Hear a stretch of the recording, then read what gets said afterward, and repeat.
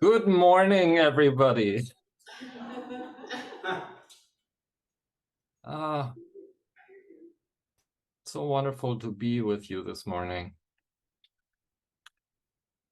How is your body right now? Can people hear me? Looks like okay. How's your body? How's your breath? How's your mind right in this minute? How is it for you?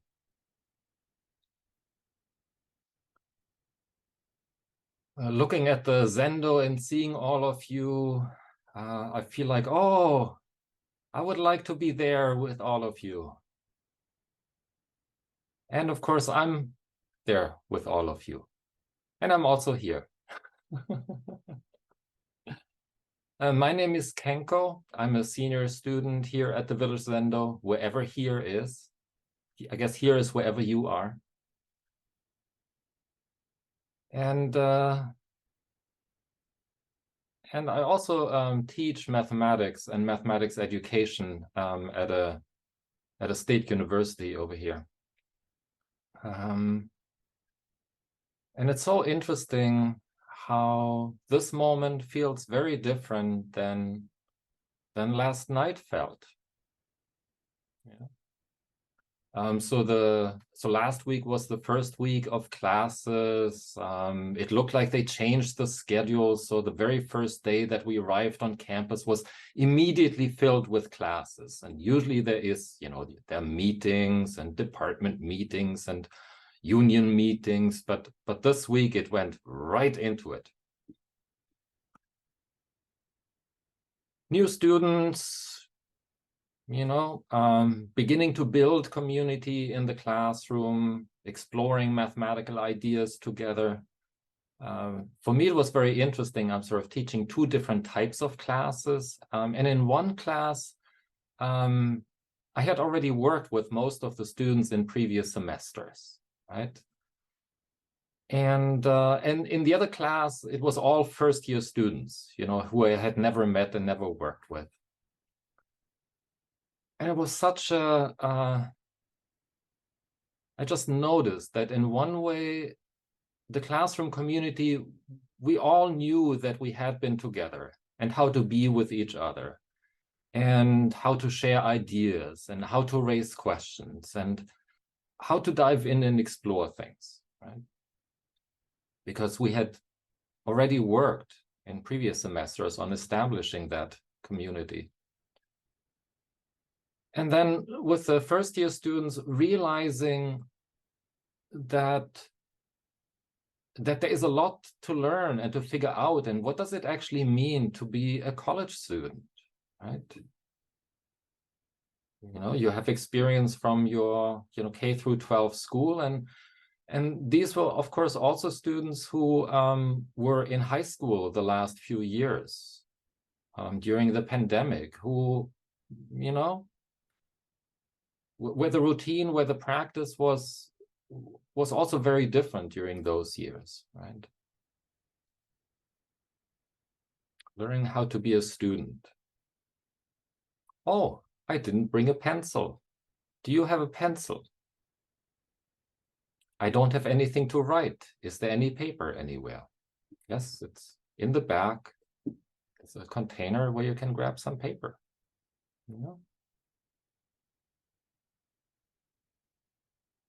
And of course, in the back of my mind, I'm going like, what were you thinking? I mean, how can you go into a class and you don't have anything to take any notes? It's like, but again, during the pandemic, we probably didn't have paper and we didn't have pencils, and we took notes maybe on our computer or in some other way, or nobody even told us that taking notes is actually an important part in learning, in making sense of ideas, in somehow bringing it into our own brain and into our own mind. And then at school, there's of course also the bigger picture. The student numbers, as some of you may know, the high school graduate numbers have been going down for a number of years. And yet there are all these universities who expect students to show up. And fewer students show up. And what does that mean? And what courses can we offer? And how does this institution that has buildings and tenured staff and all of that, how does that manage and adapt? Lots of change.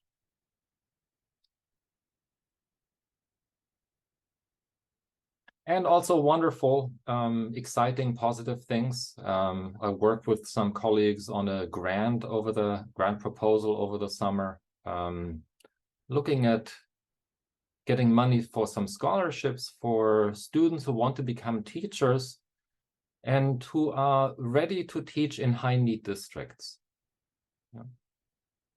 And in the process, also realizing, oh, actually, I don't know how to prepare students for high-need districts, right? I need to go into high-need districts and find out what is it like? What is the classroom community like? What can teachers do? What do successful teachers do to build that and support their students?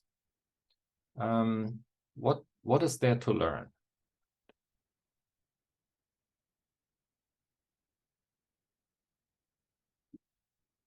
And then at the end of this week of tumult and settling in, yesterday felt like a very full and demanding day for me. It ended with a flooded basement, so just to paint the picture. So I was running an event for incoming students and for faculty, again, as sort of a community building event. Math games with bad drawings. You know, so if you there's a book, 75 and a quarter games to play. Yeah. So we explore two. Again, mostly to build community, get familiar with each other, feel comfortable with each other in a context that's not the classroom. And then before that, we had a department meeting where, as any of you who have been in meetings may have experienced, that sometimes some people think that X should be happening and some people think that Y should be happening. And both sides feeling very strongly about their point of view. And I feeling very strongly about my point of view, which is, of course, the objectively correct one. Maybe.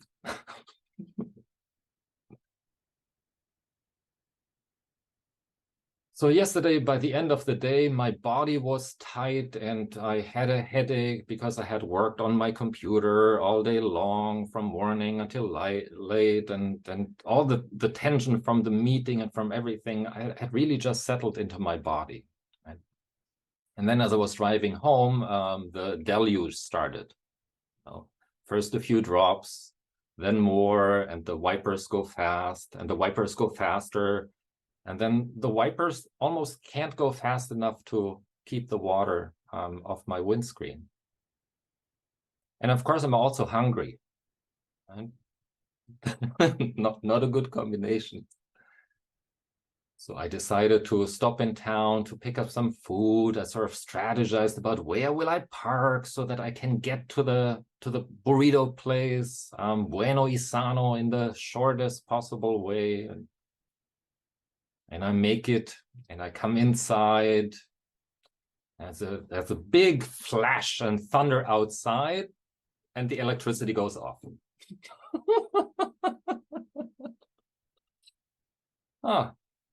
I thought I would just come in here and order some food and pay for it with my credit card, and the ordering device, of course, is off. Right? And at the same moment, a young woman is coming, running out of the back. She had apparently been caught in the dark back there because she had gone to do some stuff. And then she comes up and is all aflutter and tries to turn the devices back on. And of course, they don't come on. And she pushes the button some more. And I don't know exactly what it was, but I just stood there and sort of, watched the whole thing. And it sort of felt like we were all in that together. It sort of felt like a little adventure. This is what it's like when everything just stops. And the devices and the structures that you think sort of hold us up and are there to do particular things in a particular way, in a particular order, are just off, just off.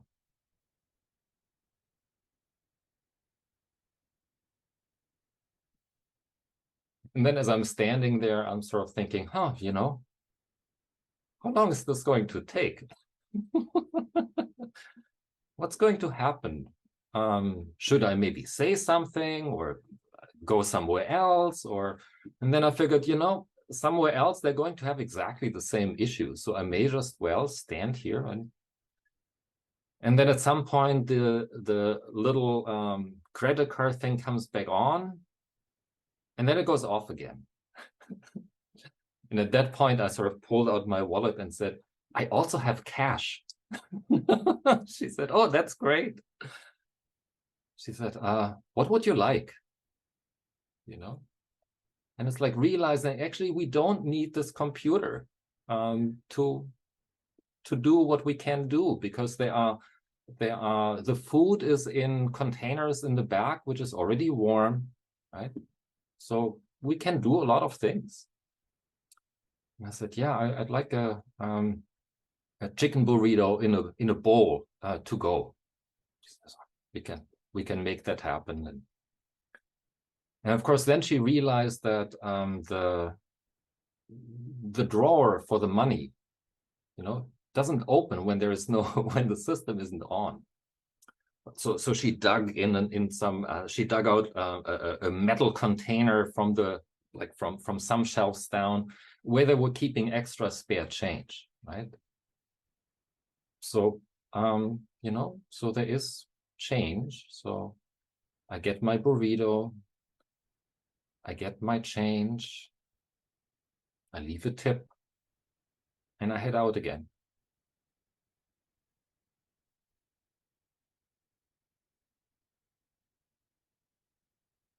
And then as I'm driving home, the rain gets worse.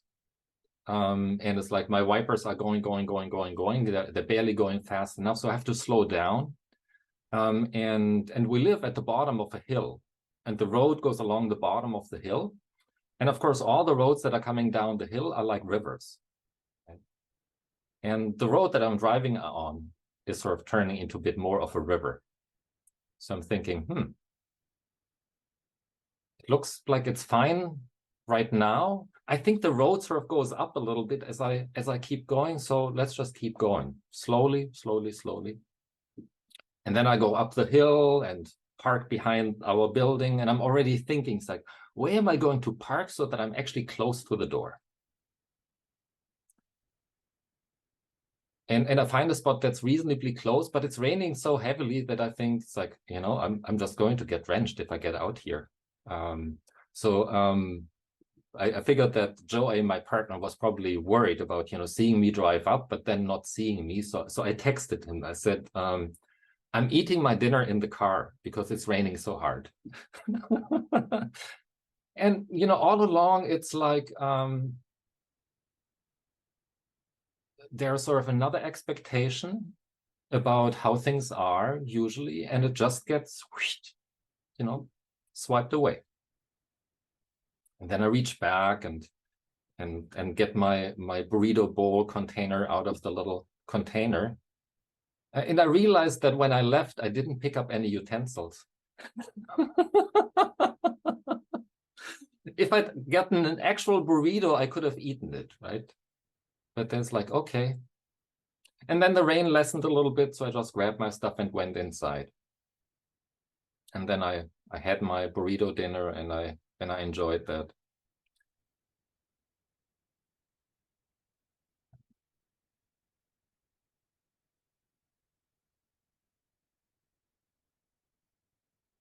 So, so that's what life is like sometimes. We think it's a particular way, and then things happen, and then somehow we find a way. Right?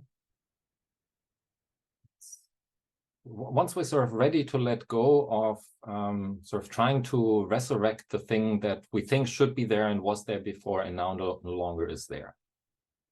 Like, okay, what can we actually do?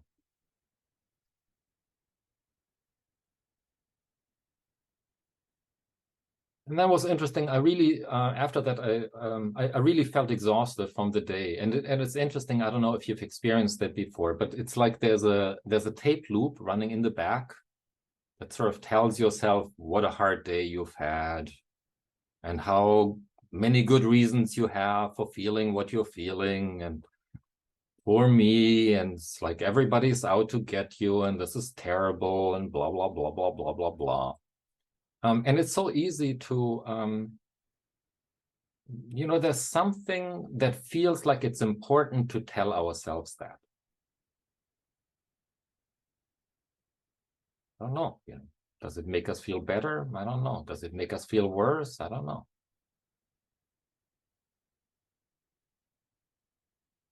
And what was also going on in my mind was the whole sort of conflict from the department meeting, right? I mean, have you had that before, that it's like you're sort of rehashing a whole conversation about what happened, what you could have said, and what they were thinking, and what you were thinking?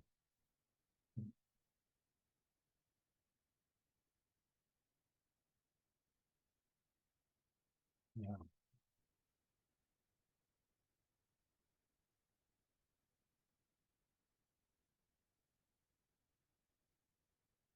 And that's what when I remember, and why I was so excited to see a full Zendo. Shinryoshi the other day gave a wonderful talk, and the image has still sort of stuck with me, of the potatoes in the tub. That it's often in working together and in bumping into each other and thinking that this should be this way and somebody else thinks that it should be a different way.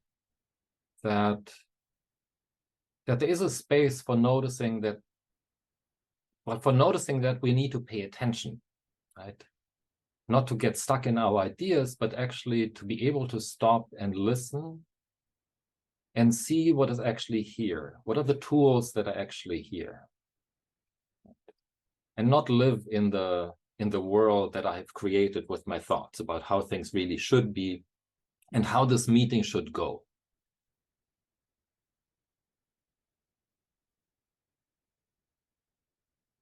So there's a koan that maybe could help us shed some light on this. So it's called Sweeping the Ground. It's case 21 from the Book of Serenity. As Yunyan was sweeping the ground, Daowu said, "Too busy." Yunyan said, "You should know there's one who isn't busy." Daowu said, "If so, then there's a second moon." Yunyan held up the broom and said, "Which moon is this?" Daowu then stopped.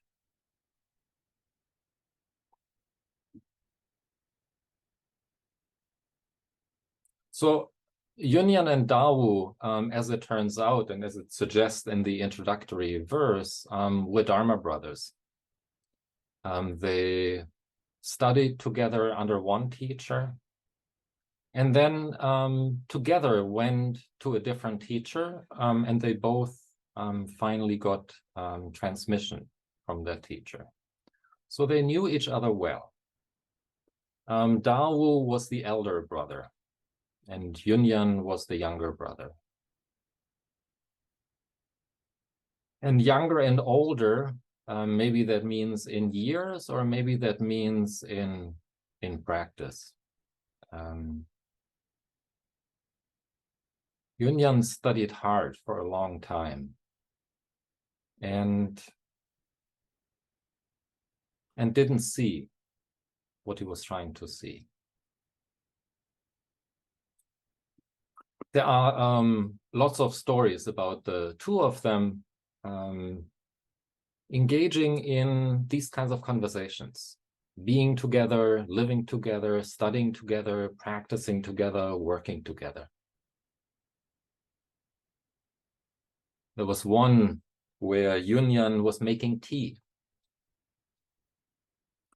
Daowu asked, "Who are you making tea for?" Yunyan said, "There's someone who wants it." Yunyan said, Daowu said, "Why don't you let him make it himself?" Yunyan said, "Fortunately, I'm here to do it." So you can feel the heart and the connection between the two of them. So Yunyan was sweeping the ground. I think Jack Kornfield once said, in Zen, you do two things. You sit and you sweep the garden. And there's really no end to the garden. And there's really no end to the sweeping. And yet Daowu comes along, and something about the scene or something in him gets him to say something. He says, "Too busy."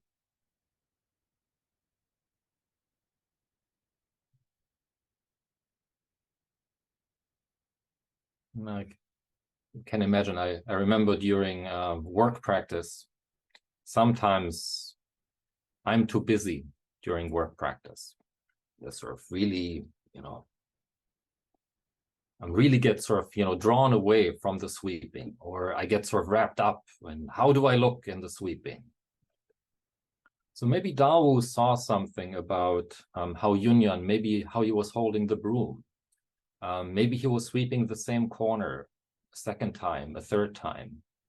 Maybe he was making a big fuss with the leaves flowing all over the place. And he said, "Too busy."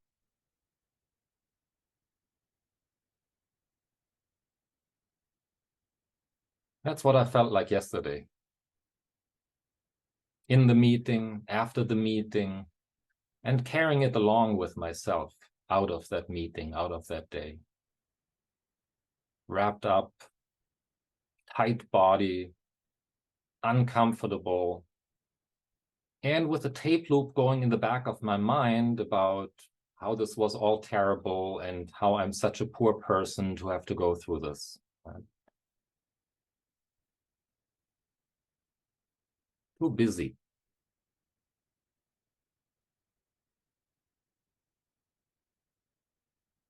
But Yunyan responds and says, "You should know there's one who isn't busy." So maybe his sweeping was just sweeping, was just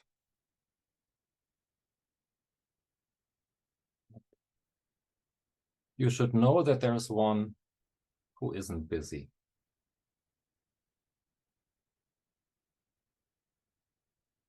What helps you notice the one who isn't busy?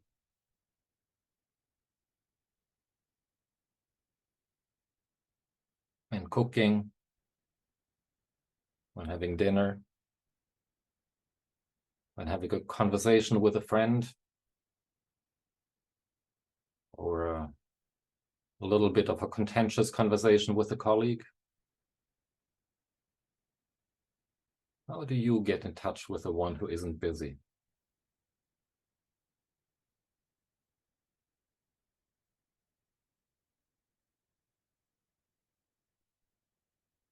And of course, then my mind already jumps in and says, "Oh, that's the one who is busy, and then there's the one who isn't busy, and how do I get back to the one who isn't busy when I feel busy and I'm doing something wrong because now this is all the stuff is going on."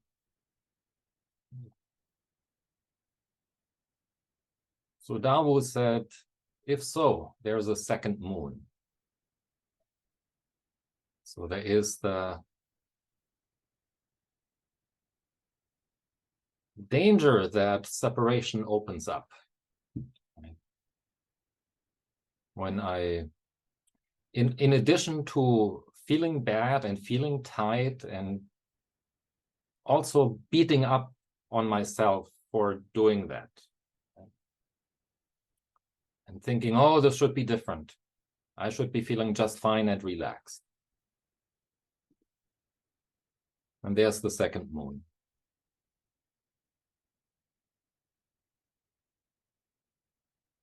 And then Yunyan responds and just holds up the broom and says, which moon is this?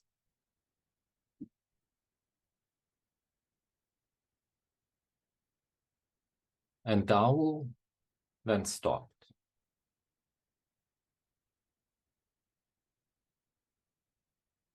One moon, two moons, one broom,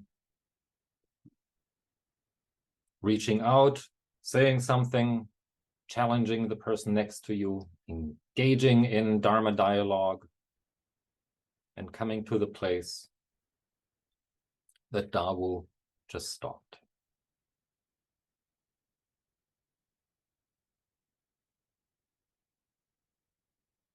What is it that helps you stop?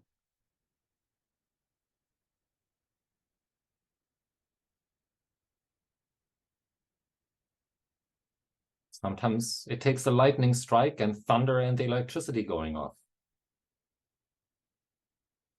Sometimes it's the sound of a bird. Sometimes it's the sound of the heat coming on in the building. Sometimes it's the sound of some instrument in the Zendo clanging.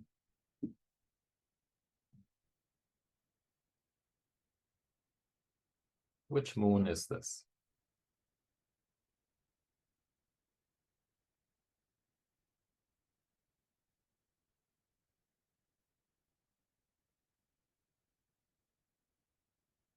And I also wonder in my department meeting, right?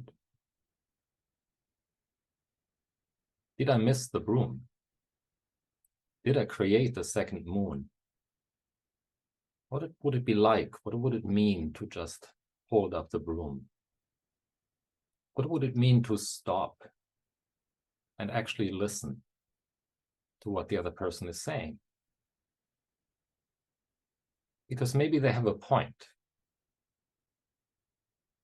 even though it may not fit into my structure of how I thought the meeting would have gone and what the outcome really needs to be.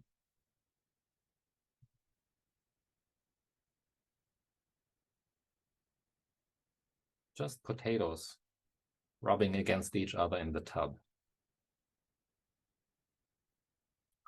Let me close with a little verse. I want X, you want Y. Listen, listen. Potatoes rumbling in the tub. Thank you.